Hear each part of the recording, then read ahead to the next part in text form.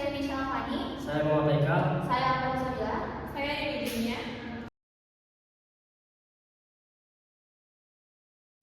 Oke, apa itu investasi? Investasi adalah pasar modal yang berfungsi sebagai jembatan strategis yang menghubungkan dua pihak utama dalam perekonomian, yaitu investor dan juga perusahaan. Sebagai sarana pendanaan jangka panjang bagi perusahaan dan pemerintah, pasar modal memungkinkan entitas tersebut memperoleh modal segar untuk melakukan ekspansi bisnis, pembangunan infrastruktur berskala besar, atau membiayai proyek strategis lainnya tanpa harus membebani neraca keuangan mereka dengan utang perbankan jangka pendek yang seringkali memiliki bunga tinggi. Di sisi lain, bagi para investor, pasar modal bertindak sebagai wahana untuk menanamkan modal guna meningkatkan nilai kekayaan di masa depan. Melalui instrumen seperti saham, obligasi, sukuk, dan reksadana, investor diberikan kesempatan untuk berpartisipasi langsung dalam pertumbuhan perusahaan-perusahaan besar yang mungkin tidak bisa diakses secara individu. Lebih jauh lagi, peran pasar modal tidak terbatas hanya pada pertukaran uang, tetapi juga menciptakan iklim usaha yang lebih terbuka dan transparan. Perusahaan yang mencatatkan efeknya di bursa dituntut untuk menjalankan tata kelola perusahaan yang baik dan memberikan keterbukaan informasi kepada publik. Dengan demikian, pasar modal tidak hanya sekadar tempat bertransaksi, tetapi juga menjadi instrumen penting bagi negara dalam menciptakan lapangan kerja, mendorong profesionalisme dunia usaha, serta mendistribusikan kepemilikan aset secara lebih merata ke seluruh lapisan masyarakat. Selanjutnya adalah perbedaan investasi dan menabung. Di menabung itu ada tujuan menabung itu ada tujuan untuk menyimpan, ada biaya simpanan, transaksi setor atau tarik, tempat transaksi perbankan, simpan atau pinjam. Sedangkan di investasi itu ada tujuan mendapatkan keuntungan, adanya resiko, transaksi jual beli, dan juga tempat transaksi pasar modal. Menabung dan berinvestasi adalah dua konsep yang pengelolaan keuangan yang sering dianggap serupa, namun memiliki perbedaan fundamental dalam tujuan, resiko, serta potensi hasil akhir. Menabung merupakan tindakan menyisihkan sebagian pendapatan untuk disimpan di tempat yang aman dan mudah diakses, seperti rekening bank, dengan tujuan utama untuk menjaga ketersediaan dana guna kebutuhan jangka pendek atau keadaan darurat. Dalam menabung, fokus utamanya adalah keamanan modal. Uang tetap tersedia kapanpun dibutuhkan, namun pertumbuhannya cenderung sangat lambat atau bahkan stagnan jika dipotong biaya administrasi bulanan. Di sisi lain, investasi adalah tindakan mengelola aset atau harta dengan tujuan untuk mendapatkan keuntungan atau meningkatkan nilai kekayaan di masa depan. Investasi tidak hanya sekedar menyimpan, tetapi mengalokasikan sumber daya ke dalam instrumen keuangan seperti saham, obligasi, sukuk, atau reksadana yang memiliki potensi pertumbuhan nilai di atas tingkat inflasi. Perbedaan paling mendasar yaitu terletak pada aspek risiko dan imbal hasil. Jika menabung memiliki risiko yang sangat rendah, investasi memiliki risiko yang bervariasi, mulai dari moderat hingga tinggi, karena nilai aset tersebut sangat bergantung pada kondisi pasar modal. Selain itu, dari perspektif waktu dan transaksi, menabung umumnya bersifat liquid dan dapat dilakukan melalui transaksi penyetoran atau penarikan sewaktu-waktu di lembaga perbankan. Sementara itu, investasi lebih berfokus pada jangka waktu yang lebih panjang, di mana investor melakukan transaksi jual beli aset dengan harapan bahwa nilai aset tersebut akan berkembang melalui capital gain atau kenaikan harga, atau pembagian dividen seiring berjalannya waktu. Secara ringkas, menabung adalah strategi untuk memproteksi nilai nominal uang dari kebutuhan harian, sedangkan investasi adalah strategi untuk membangun kekayaan dan mitigasi dampak inflasi yang dapat menggerus daya beli uang kita di masa depan. Materi selanjutnya yaitu produk pasar modal, yaitu kita akan menjelaskan tentang saham, obligasi atau sukuk, dan reksadana. Saham itu bukti kepemilikan seseorang pada suatu perusahaan. Nah, investor itu disebut juga dengan orang yang membeli saham dari perusahaan tersebut. Nah, investor ini menjadi pemilik sebagian dari perusahaan tersebut sesuai dengan jumlah saham yang dia beli atau sesuai dengan jumlah saham yang dia miliki. Adapun keuntungannya yaitu capital gain dan dividen. Capital gain yaitu keuntungan dari selisih harga jual yang lebih tinggi daripada harga beli. Dan dividen yaitu pembagian dari laba perusahaan kepada pemegang saham jika perusahaan memutuskan untuk membagikannya. Di dalam saham ini juga ada resikonya, yaitu harga saham dapat naik maupun turun tergantung dengan perusahaannya itu tersendiri, ataupun juga dengan kondisi pasar. Terus ada juga jika perusahaan mengalami kerugian atau kebangkrutan, maka nilai investasi ini tuh dapat menurun, bahkan menjadi tidak bernilai. Terus selanjutnya yaitu obligasi atau sukuk. Obligasi atau sukuk itu adalah surat utang yang diterbitkan oleh pemerintah atau perusahaan untuk memperoleh dana dari investor. Nah, investor itu yang membeli obligasi pada dasarnya meminjamkan uang kepada penerbit dan akan menerima pembayaran bunga serta pengembalian pokok pada saat jatuh tempo. Nah, terus sementara itu sukuk itu instrumen yang menggunakan prinsip syariah sehingga tidak menggunakan sistem bunga, melainkan berdasarkan akad dan pembagian imbal hasil yang sesuai ketentuan syariat. Nah, adapun keuntungannya yaitu memberikan pendapatan yang relatif stabil. Di obligasi ini melalui pendapatannya yaitu melalui kupon, terus kalau misalkan sukuk itu dari imbal hasil, yang dimana investasi dikembalikan saat jatuh tempo apabila penerbit memenuhi kewajibannya. Dan adapun resikonya yaitu jika terjadinya gagal bayar, penerbit tidak mampu memenuhi kewajibannya. Terus nilai obligasi dapat berubah akibat perubahan suku bunga atau kondisi pasar.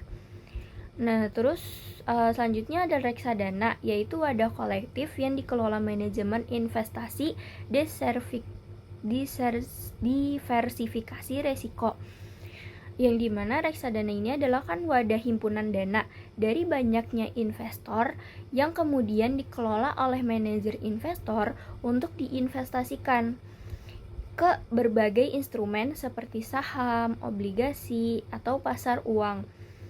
Nah, keuntungannya itu dikelola oleh profesional sehingga investor itu tidak perlu memilih asetnya sendiri.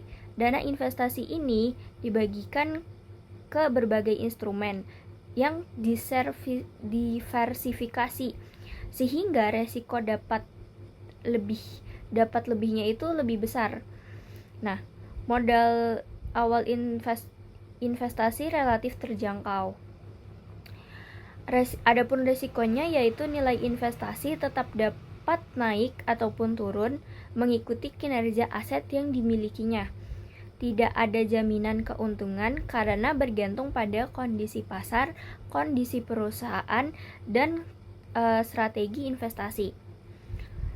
Pada kesempatan kali ini kita akan membahas tentang time value of money atau nilai waktu dari uang.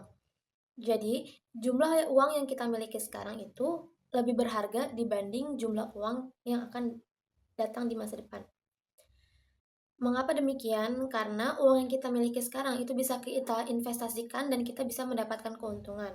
Gambar pada slide ini tuh menunjukkan seiring berjalannya waktu, jumlah yang kita miliki sekarang itu akan berbeda dengan jumlah yang akan datang. Misalnya uang 100.000 di zaman sekarang kita masih bisa mendapatkan banyak keperluan, tetapi di masa yang akan datang tentu tidak. Mengapa demikian? Karena mengalami inflasi dan kenaikan harga. Dalam pasar modal, konsep ini sangat penting karena menjadi dasar keputusan investasi. Investor juga lebih memilih menerima uangnya sekarang dan menginvestasikannya agar memperoleh keuntungan di masa depan. Semakin cepat kita berinvestasi, semakin cepat pula kita memperoleh keuntungan dari pertumbuhan investasi. Dengan memahami time value of money, kita itu bisa lebih bijak dalam mengelola keuangan dan mengambil keputusan di pasar modal untuk mencapai tujuan di masa depan. Selanjutnya, di gambar ini menunjukkan struktur pasar modal di Indonesia. Pada bagian paling atas terdapat otoritas atau OJK yang berperan sebagai regulator dan pengawas seluruh kegiatan pasar modal agar berjalan secara teratur, adil, dan transparan. Di Di bawah OJK terdapat 3 lembaga yaitu Bursa Efek Indonesia, Kustodian Sentral Efek Indonesia, Clearing Penjaminan Efek Indonesia. BI berfungsi sebagai penyelenggara perdagangan efek atau tempat terjadinya transaksi jual beli saham dan instrumen pasar modal lainnya. KSEI bertugas menyimpan dan mengadministrasikan efek secara elektronik, sedangkan KPEI bertanggung jawab melakukan clearing serta menjamin penyelesaian transaksi bursa. Selanjutnya, terdapat beberapa pelaku pendukung pasar modal. Pertama, perusahaan efek yang meliputi penjamin emisi efek, manajer investasi, dan perantara pedagang efek. Kedua, lembaga penunjang seperti kustodian, biro administrasi efek, wali amanat, dan pemeringkat efek. Ketiga, profesi penunjang yang terdiri dari akuntan, konsultan hukum, penilai, notaris, dan profesi lainnya. Kemudian terdapat emiten, yaitu perusahaan publik dan reksadana yang menerbitkan efek untuk memperoleh dana dari masyarakat. Terakhir adalah investor, baik investor institusi maupun investor retail yang menanamkan modalnya di pasar modal. Dari struktur ini dapat dilihat bahwa seluruh pihak memiliki peran yang saling terkait untuk menciptakan pasar modal yang aman, efisien, dan terpercaya. Materi selanjutnya adalah analogi pasar modal. Untuk memudahkan pemahaman tentang ekosistem pasar modal, kita dapat menggunakan analogi pasar modal, sebuah mall. Yang pertama, pengelolaan mall yang dijalankan oleh Otoritas Jasa Keuangan atau OJK, Bursa Efek Indonesia, Clearing Pinjaman Efek Indonesia, dan Kustodian Sentral Efek Indonesia. Toko yang dilibatkan sebagai perusahaan efek atau broker atau pialang yang melayani transaksi. Produk dalam mall adalah emiten, yaitu perusahaan-perusahaan yang mencatatkan sahamnya di Bursa Efek Indonesia. Investor mall adalah pembeli, yaitu kita sendiri. Selanjutnya adalah perlindungan pemodal di pasar modal Indonesia. Yang pertama ada DPP atau Dana Perlindungan Pemodal.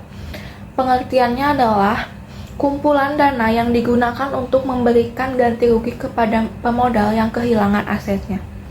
Tujuan DPP untuk melindungi investor dari hilangnya aset pemodal sehingga meningkatkan kepercayaan masyarakat untuk berinvestasi di pasar modal. Dasar hukum DPP ada POJK nomor 49 POJK 04 tahun 2016 tentang dana perlindungan pemodal, diterbitkan pada 2 Desember 2016. Istilah internasional dari DPP adalah Investor Protection Fund atau Compensation Fund. Selanjutnya ada PDPP atau Penyelenggara Dana Perlindungan Pemodal. Adalah perusahaan yang mendapatkan izin dari OJK untuk menyelenggarakan dan mengelola dana perlindungan pemodal atau DPP. Fungsi PDPP adalah untuk mengelola dana perlindungan, memproses klaim investor yang memenuhi syarat, dan memberikan kompensasi apabila terjadi kesalahan atau kehilangan aset investor.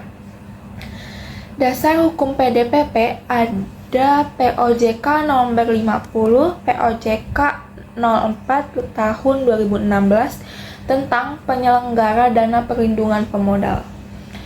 Istilah internasional dari PDPP yaitu Investor Protection Corporation. Selanjutnya, aset yang dilindungi. Aset yang mendapat perlindungan meliputi satu efek yang tercatat dan terdaftar di PT KSEI, contohnya saham, obligasi, reksadana, dan efek derivatif. Kedua, dana investor pada kustodian, yaitu uang yang disimpan dalam rekening dana nasabah atas nama investor. Jadi, bukan hanya sahamnya yang dilindungi, tetapi juga dana yang tersimpan di rekening investasi. Selanjutnya, ada syarat investor mendapat perlindungan. Agar bisa memperoleh perlindungan, investor harus pertama memiliki rekening efek pada kustodian, artinya memiliki akun investasi yang resmi. Kedua, memiliki subrekening efek di KSEI. Dan selanjutnya memiliki SID atau Single Investor Identification. Selanjutnya, investor yang tidak mendapat perlindungan. Investor tidak dapat perlindungan apabila yang pertama terlibat dalam penyebab hilangnya aset, kedua, pemegang saham pengendali atau pihak yang memiliki kendali perusahaan, dan yang terakhir, pihak yang memiliki hubungan afiliasi dengan pihak-pihak yang menyebabkan kerugian.